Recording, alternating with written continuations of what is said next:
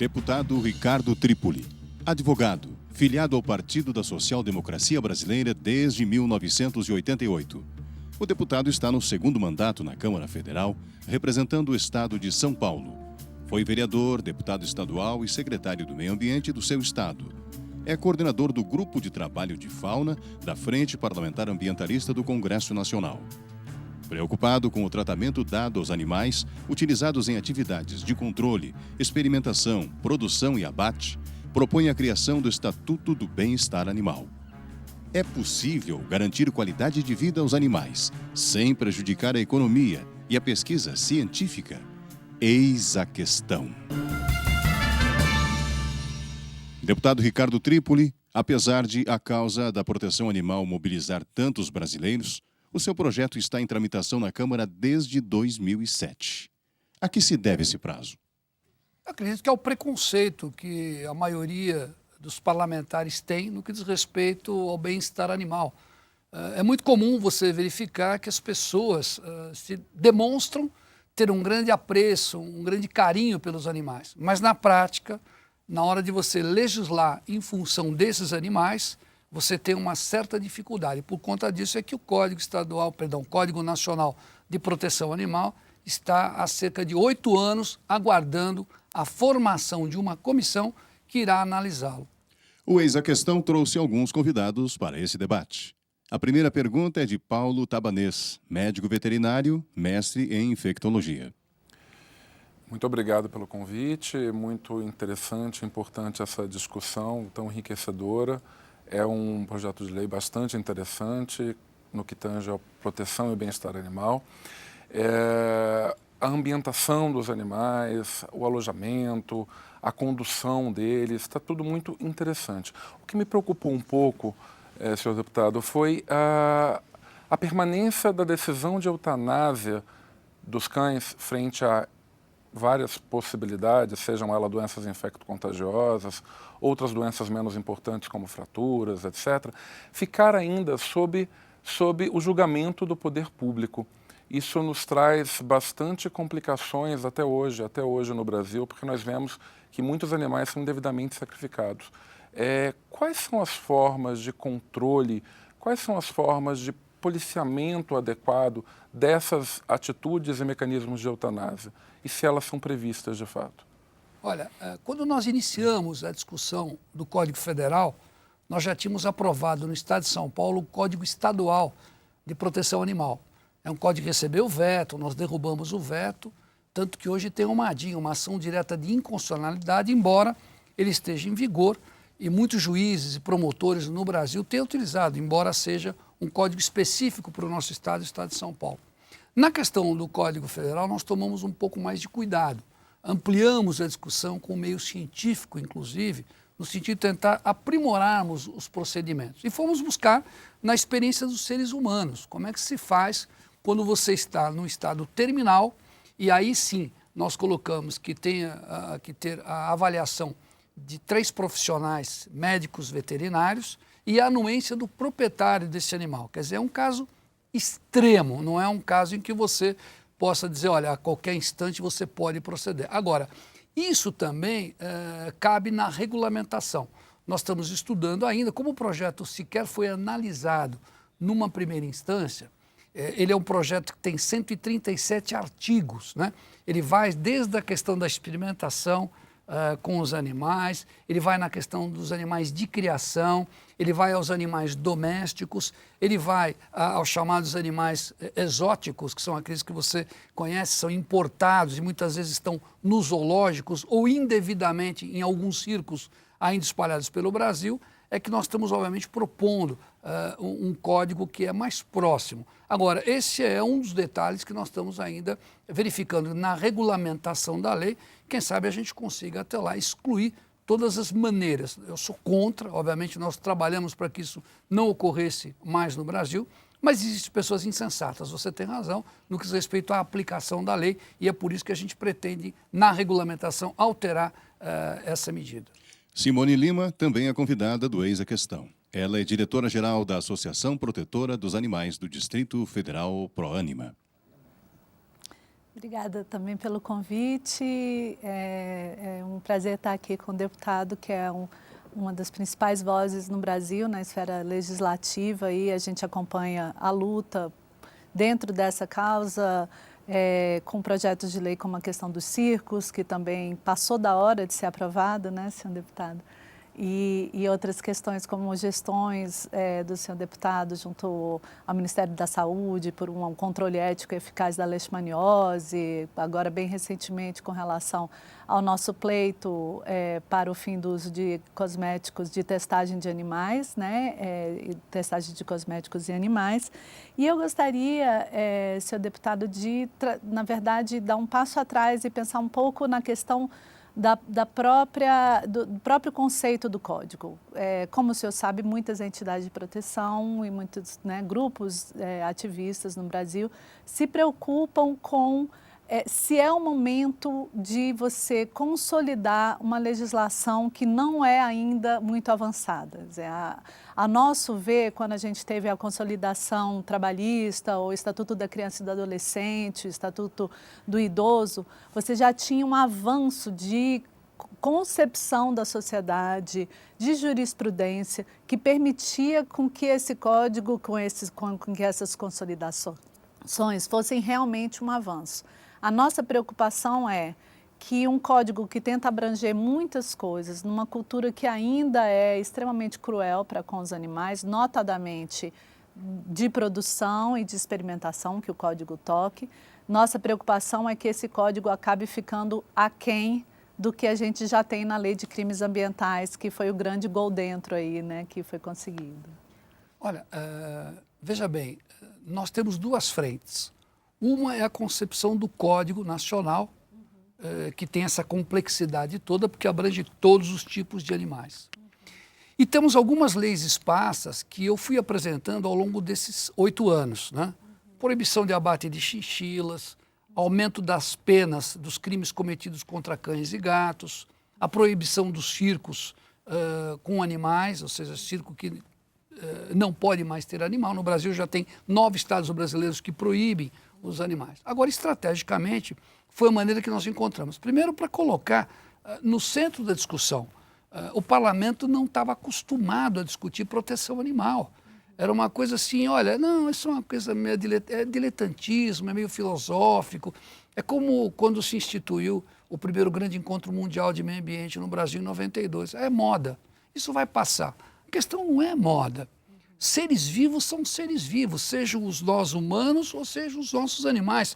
As pessoas só entendem isso quando tem um animal de criação em casa, um animal doméstico. Aí ele entende que tem que ter preocupação não só com o seu animal, mas com os animais que vivem em todo o planeta. Sejam eles animais domésticos, sejam os silvestres, sejam os exóticos, enfim, tem que dar um tratamento diferenciado daquele que a gente teve no passado. Eu acredito que não há essa preocupação em de que nós possamos retroagir. Ao contrário, o Código, quando deu entrada, criou uma certa comoção no Congresso, né? Eu recebi gente que me dizia, olha, mas escuta, por que vocês não vão cuidar de criancinhas? Por que vocês não vão cuidar dos idosos? E eu dizia, mas qual é a matéria? É matéria convergente, ela não é divergente. Cuidar de idosos, de crianças e de animais, tudo é importante. Se eu cheguei a ouvir de um senador me dizendo, então é mais fácil daqui para frente chutar o dono do cachorro em vez de chutar o cachorro. Eu disse para ele, não, a melhor coisa que o senhor tem a fazer é não chutar o cachorro e nem o dono do cachorro. Quer dizer, as pessoas têm dificuldade ainda de entender essa questão. É por isso que eu me propus a apresentar, a pedido de várias entidades não governamentais, de vários cientistas que eu tive que, obviamente, preservar o nome, porque eles teriam problemas no mundo acadêmico, né? Com veterinários, com profissionais da área, que me ajudaram a confeccionar esse nosso código. Eu espero que a gente consiga avançar, porque ele está aberto, a comissão não foi sequer criada. Já passaram 4 presidentes aqui na Câmara Federal, 4 presidentes em 8 anos, nenhum deles teve a coragem de dizer, olha, eu vou criar essa comissão se os líderes não indicarem os membros, para que a gente possa iniciar um debate. Não é que nós vamos votá-lo da maneira como está, nós apresentamos o projeto e agora sim nós vamos discutir o projeto para tentar, obviamente, buscarmos o melhor dele para que a sociedade tenha condições. E que evite da gente a todo instante, como eu fiz há pouco tempo atrás, ano passado, eu fiz um manual jurídico de proteção animal para que as pessoas possam se socorrer, como fazendo um boletim de ocorrência, uma representação para o Ministério Público, uma representação para o IBAMA, para uma Secretaria Estadual de Meio Ambiente, para ter um instrumento jurídico que eles possam fazer frente aos maus tratos cometidos contra os nossos animais. O Eis a Questão também convidou a médica veterinária Ana Nira Junqueira. Prazer enorme estar aqui, deputado. Obrigada pelo convite. E em relação ao código, gostaria de entrar na questão dos animais de produção. O senhor aborda diversos procedimentos que são usuais, procedimentos zootécnicos, né, da prática veterinária. Inclusive com proibição, né, da carne de vitela, questão da debicagem, a castração dos animais. Como que o senhor vê isso em relação à questão econômica hoje da produção animal do nosso país? Olha, tudo no mundo avançou, né? Só não avançou a questão da proteção animal. A ciência descobre coisas incríveis. Outro dia eu fui a uma escola de medicina e um professor me disse, olha, chegou um equipamento do Canadá fantástico aqui. Nós não precisamos mais usar nem cadáver. Nós fazemos a cirurgia e o equipamento ele é tão eficiente que se o aluno errar o bisturi, ele acusa imediatamente. É um avanço. Por que nós não podemos nos propor a avançarmos no que diz respeito à questão da ciência, do conhecimento, do desenvolvimento, da economia, né? Fazendo com que isso seja parte da questão da vida e da questão dos nossos animais. Quer dizer, se nós não formos avançando, e veja bem como já existe uma distância enorme, né? Nós não podemos nem recuarmos para o que já foi no passado. Quer dizer, você tinha as câmaras de contenção, de descompressão, onde você punha lá vários animais. Eu, quando era garoto, me lembro. Eu dizia, os cachorros, quando a carrocinha passa, que era a carrocinha, laçava os animais, levava para onde? E eu me lembro que diziam assim, para fazer sabão.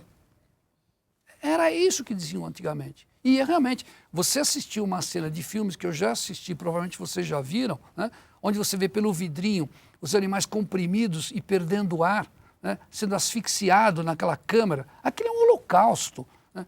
Duvido que uma pessoa que assista um filme desse pretenda ainda que os animais sofram como têm sofrido ultimamente, né? A gente vê ainda pessoas puxando no automóvel, arrastando o animal, como aquele cão-lobo, que ficou sem as patas da frente, depois de 15 dias veio a falecer. Aquela senhora que jogou o cão pela janela, a outra que matou um Yorkshire na frente do filho, uma senhora que era médica ou assistente de médicos, não me lembro bem. Mas, enfim, esse tipo de coisa que nós não podemos mais aceitar. Há uma indignação da sociedade. E se nós parlamentares somos esse canal, né, de comunicação, e com vocês que são experts na área de proteção animal, nós temos que passarmos de que maneira a gente pode trazer do discurso, do diálogo, para realmente algo factível, algo que possa dar retorno a esses animais que não têm voz, que não têm voto, mas que têm uma presença fundamental na vida do ser humano.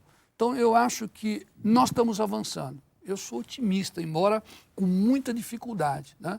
É difícil você encontrar no Congresso, ou pelo menos na Câmara Federal, de 513 deputados, 50 que se somem para dizer, olha, nós vamos aqui avançarmos nessas questões.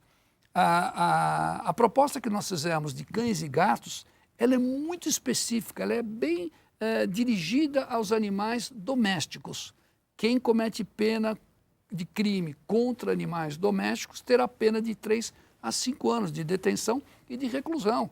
E aí você tem determinados tipos de crime tipificado nessa lei específica. Nem essa eles avançam.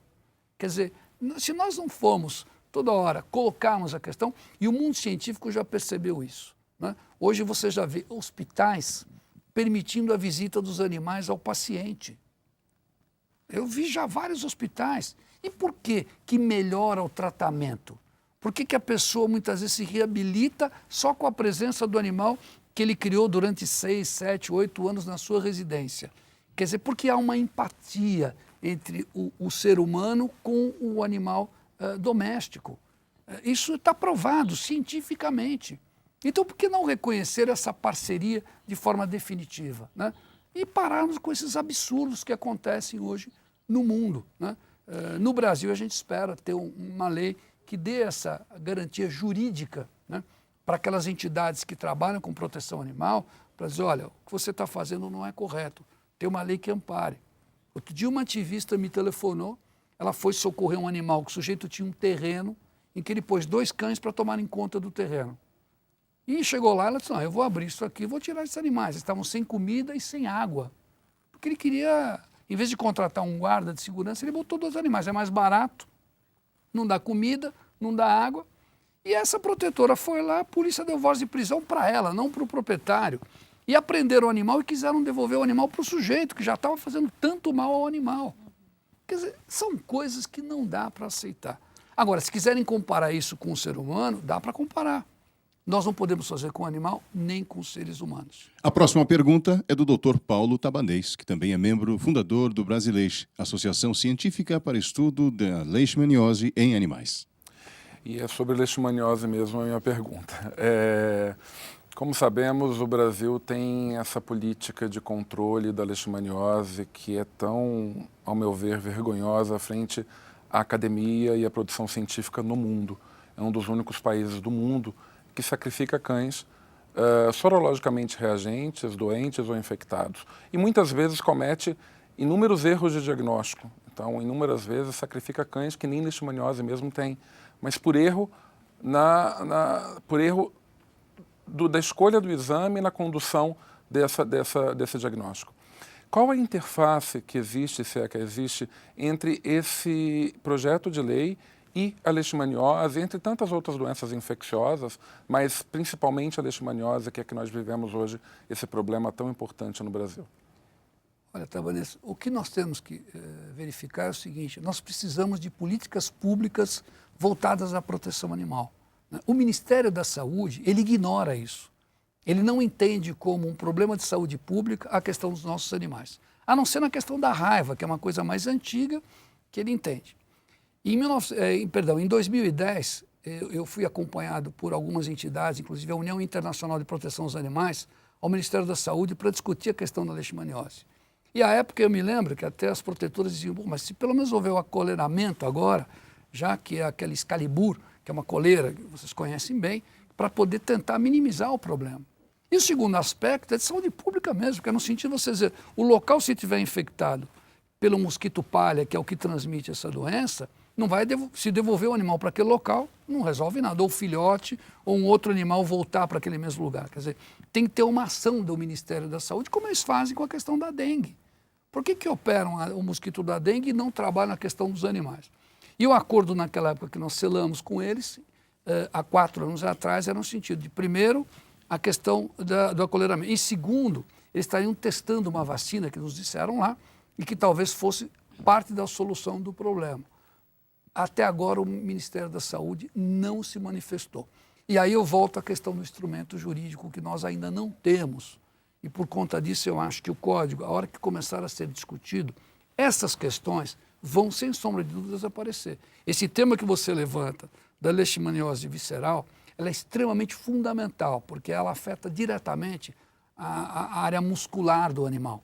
Eu já vi animais infectados com uma série de dificuldades em clínicas, e é uma coisa dolorosa. E dá para você fazer, se o Ministério entendesse isso como também uma prioridade. Só que não há essa visão do Ministério da Saúde brasileiro, no sentido de dizer, não, nós vamos atuarmos. Esses 4 anos foram em vão, né? Nós dependemos de profissionais como você e como tantos outros que se dedicam porque gostam da causa, porque gostam dos animais, e não é uma política pública de governo, muito pelo contrário. A próxima pergunta é de Simone Lima. Deputado, no artigo 5º do Código é definido os maus tratos, qualquer prática que cause ferimento, estresse, sofrimento ou morte.